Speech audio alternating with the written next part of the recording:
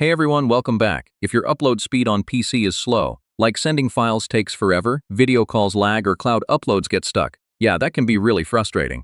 In this full guide, I'll show you how to improve upload speed step by step in 2026. First, restart your router and your PC.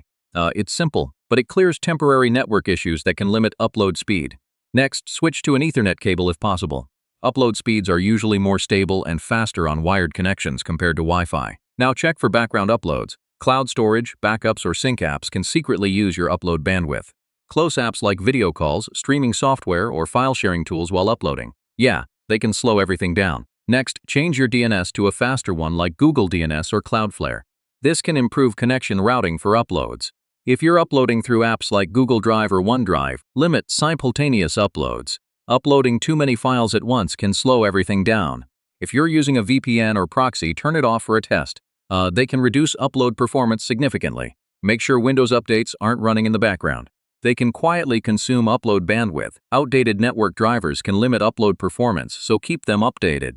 Finally, check your internet plan. Upload speeds are often lower than download speeds, so your ISP might be the real limit here. And that's it. Follow these steps and your upload speed on PC should improve noticeably.